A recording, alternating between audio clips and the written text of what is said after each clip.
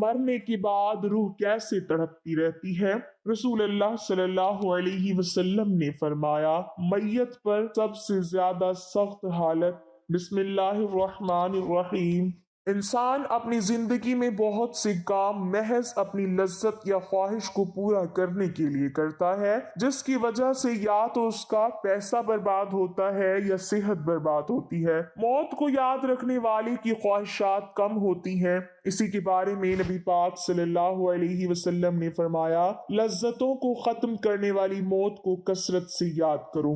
بارگاہ رسالت میں عرض کی گئی، کون سا مومن زیادہ عقل مند ہے؟ ارشاد فرمایا، موت کو کثرت سے یاد کرنے اور موت کے بعد کے لیے اچھی تیاری کرنے والے، یہی لوگ زیادہ سمجھدار ہیں۔ ہر شخص کی جتنی زندگی مقرر ہے اس میں نہ زیادتی ہو سکتی ہے نہ کمی۔ جب زندگی کا وقت پورا ہو جاتا ہے اس وقت حضرت عزرائیل علیہ السلام قبض روح کے لیے آتے ہیں اور اس شخص کے دائیں بائیں جہاں تک نگاہ کام کرتی ہے فرشتے دکھائی دیتے ہیں۔ مسلمان کے آس پاس رحمت کے فرشتے ہوتے ہیں اور کافر کے دائیں بائیں عذاب کے۔ اس وقت ہر شخص پر اسلام کی حقانیت آفتاب سے زیادہ روشن ہو جاتی ہے، مگر اس وقت کا ایمان معتبر نہیں، اس لیے کہ حکم ایمان بالغیب کا ہے اور اب غیب نہ رہا بلکہ یہ چیزیں مشاہدہ ہو گئیں۔ مرنے کے بعد مسلمان کی روح حسب مرتبہ مختلف مقاموں میں رہتی ہے، بعض کی قبر پر، بعض کی چاہے زمزم شریف میں، بعض کی آسمان و زمین کے درمیان،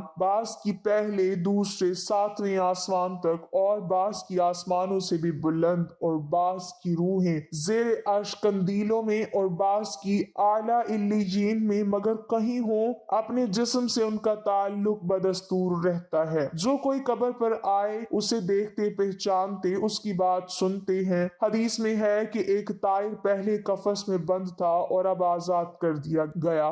ائمہ کرام فرماتے ہیں، بے شک پاک جانیں جب بدن کے علاقوں سے جدا ہوتی ہیں، عالم بالا میں مل جاتی ہیں اور سب کچھ ایسا دیکھتی سنتی ہیں جیسے یہاں حاضر ہیں۔ حدیث میں فرمایا، جب مسلمان مرتا ہے اس کی راہ کھول دی جاتی ہے جہاں چاہے جائے۔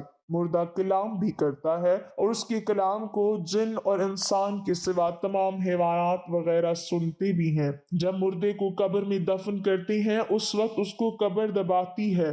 اگر وہ مسلمان ہے تو اس کا دبانا ایسا ہوتا ہے کہ جیسے ماں پیار میں اپنے بچوں کو زور سے چمٹا لیتی ہے، اور اگر کافر ہے تو اس کو اس زور سے دباتی ہے کہ ادھر کی پسلیاں ادھر اور ادھر کی ادھر ہو جاتی ہیں۔ جب دفن کرنے والے دفن کر کے وہاں سے چلے جاتے ہیں وہ ان کے جوتوں کی آواز سنتا ہے۔ اس وقت اس کے پاس دو فرشتے اپنے دانتوں سے زمین چیرتے ہوئے آتے ہیں اور نہایت سختی کے ساتھ کرخت آواز میں سوال کرتے ہیں۔ پہلا سوال، تیرا رب کون ہے؟ دوسرا سوال، تیرا دین کیا ہے؟ تیسرا سوال، ان کے بارے میں تو کیا کہتا ہے؟ مسلمان ہے تو پہلے سوال کا جواب دے گا، میرا رب اللہ ہے، اور دوسرے کا جواب دے گا میرا دین اسلام ہے۔ تیسرے سوال کا جواب دے گا وہ تو رسول اللہ صلی اللہ علیہ وسلم ہے۔ اس وقت آسمان سے ایک منادی ندا کرے گا کہ میرے بندے نے سچ کہا، اس کے لیے جنت کا بچھونا بچھاؤ اور جنت کا لباس پہناؤ اور اس کے لیے جنت کی طرف ایک دروازہ کھول دو۔ جنت کی نسیم اور خوشبو اس کے پاس آتی رہے گی اور جہاں تک نگاہ پھیلے گی وہاں تک اس کی قبر کشادہ کر دی جائے گی اور اس سے کہا جائے گا کہ تو سو جا۔ پہلے اس کے بائیں ہاتھ کی طرف جہنم کی کھڑکی کھولیں گے جس سے جلن اور گرم ہوا اور سخت بدبو آئے گی، پھر بند کر دیں گے۔ اس کے بعد داہنی طرف سے جنت کی کھڑکی کھولیں گے اور اس سے کہا جائے گا کہ اگر تو ان سوالوں کے صحیح جواب نہ دیتا تو تیرے واسطے وہ تھی، اور اب یہ ہے تاکہ اپنے رب کی نعمت کی قدر جانے کہ کیسی بلائے عظیم سے بچا کر کیسی نعمت عظمی عطا فرمائی۔ اگر مردہ منکر ہے تو سب سوالوں کے جواب میں یہ کہے گا، افسوس مجھے تو کچھ معلوم نہیں، میں لوگوں کو کہتے سنتا تھا، خود بھی کہتا تھا۔ اس وقت ایک پکارنے والا آسمان سے پکارے گا کہ یہ جھوٹا ہے، اس کے لیے آگ کا بچھونا بچھاؤ اور آگ کا لباس پہناؤ اور جہنم کی طرف ایک دروازہ کھول دو۔ اس کی گرمی اور لپیٹ اس کو پہنچے گی اور اس پر عذاب دینے کے لیے دو فرشتے مقرر ہوں گے جو اندھے اور بہرے ہوں گے۔ ان کے ساتھ لوہے کا گرز ہوگا، کہ پہاڑ پر اگر مارا جائے تو خاک ہو جائے۔ اس ہتھوڑے سے اس کو مارتے رہیں گے، سانپ اور بچھو اسے عذاب پہنچاتے رہیں گے۔ اعمال اپنی مناسب شکل پر متشکل ہو کر کتا یا بھیڑیا یا اور شکل کے بن کر اس کو ایذا پہنچائیں گے، اور نیکوں کے اعمال حسنہ مقبول و محبوب صورت پر متشکل ہو کر انس دیں گے۔ نبی اکرم صلی اللہ علیہ وسلم نے فرمایا، موت کو کثرت سے یاد کیا کرو کیونکہ وہ گناہوں کو زائل کرتی اور دنیا سے بے رغبتی پیدا کرتی ہے۔ سیدنا حسن بصری رحمت اللہ علیہ فرماتے ہیں، جس نے موت کی یاد دل میں بسا لی تو دنیا کی ساری مصیبتیں اس پر آسان ہو جائیں گی۔ ایک خاتون نے ام المومنین حضرت عائشہ صدیقہ رضی اللہ تعالی عنہا کی بارگاہ میں دل کی سختی کی شکایت کی تو آپ نے فرمایا، موت کو کثرت سے یاد کیا کرو، تمہارا دل نرم ہو جائے گا۔ ناظرین، حضور صلی اللہ علیہ وسلم نے فرمایا، موت کے بعد روح کیسے پکارتی ہے؟ میت کو سب سے زیادہ درد کب ہوتا ہے؟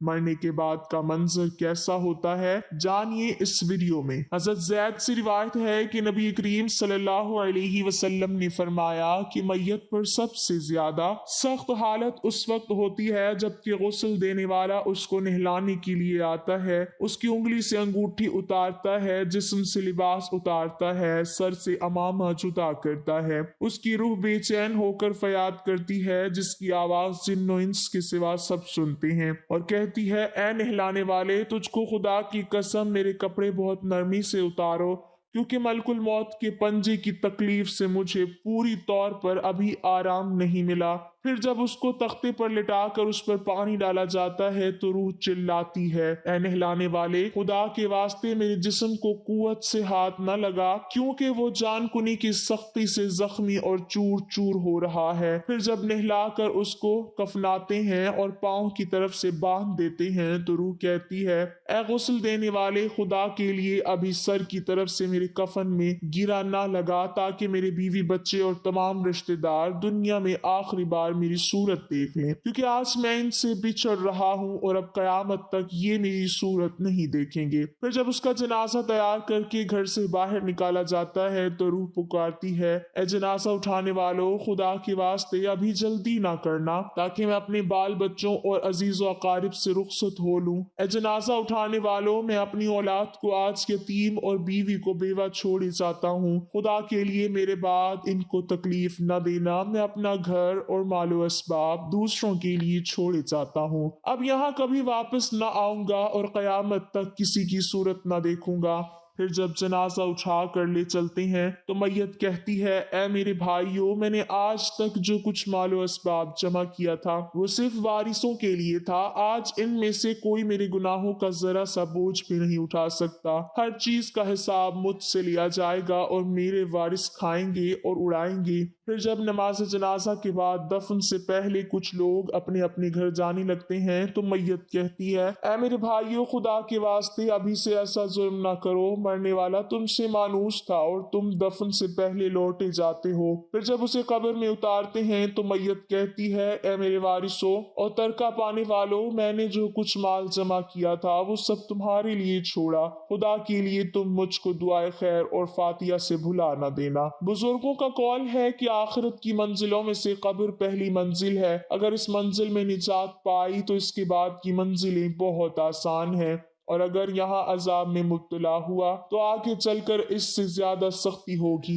حدیث شریف میں ہے کہ مردہ قبر میں ایسا ہے جیسے کوئی شخص پانی میں ڈوب رہا ہو اور مدد کے لیے فریاد کرتا ہو۔ مردہ ہر وقت اپنے ماں باپ، بھائی بہن یا اولاد اور دوست وغیرہ اپنے پسماندگان سے دعائے خیر اور فاتحہ کا منتظر رہتا ہے۔ جب اس کو اس کے پسماندگان کی طرف سے کوئی تحفہ ثواب پہنچتا ہے تو اس کے لیے تمام دنیا اور جو کچھ دنیا میں ہے اسے محبوب و مرغوب ہوتا ہے، اور اللہ تعالیٰ اس کے رشتہ داروں کی دعائے خیر کی اس ثواب کو قبرستان والوں پر پہاڑوں کے برابر داخل فرماتا ہے۔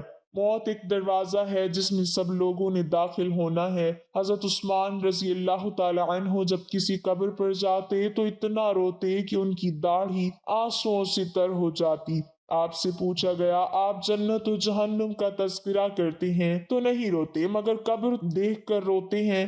कहने लगे रसूल अल्लाह सल्लल्लाहु अलैहि वसल्लम ने फरमाया कि कब्र आखिरत की पहली मंजिल है, लिहाजा अगर मरने वाला उससे निजात पाए तो बाद के मनाजिर इससे कहीं ज्यादा आसान है, और अगर इसकी तकलीफ से निजात ना पाए तो बाद के मराहिल इससे बहुत ज्यादा सख्त हैं। और फरमाया कि रसूल अल्लाह सल्लल्लाहु अलैहि वसल्लम का इरशाद है, मैंने कभी कोई मंजर नहीं देखा मगर कब्र इससे ज्यादा सख्त है।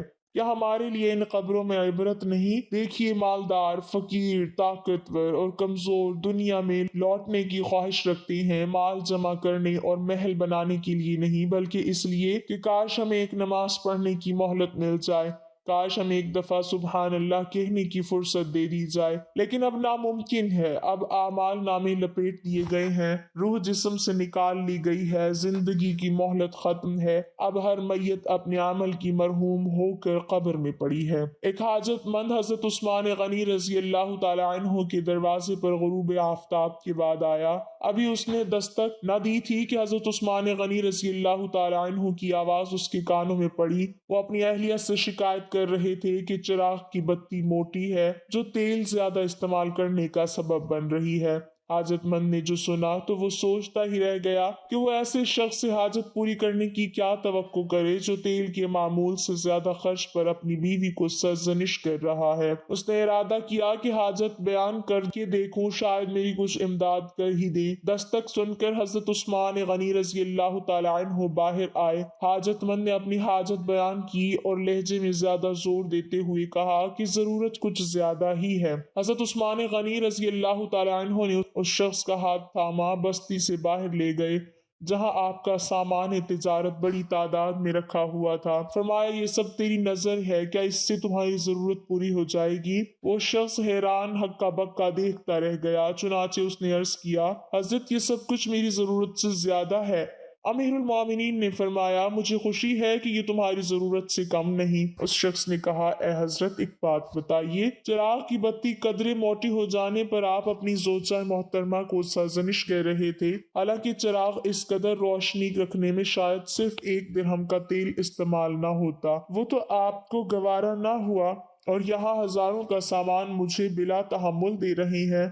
तब आपने फरमाया, भाई, चिराग में तेल का ज्यादा इसराफ है और ज्यादा इसराफ अल्लाह को पसंद नहीं, और मुझे अल्लाह के हुजूर अपने आमाल की फिक्र रहती है। यहाँ मुझे फिक्र आमाल लाहक है, इसलिए मैंने सरजनिश की।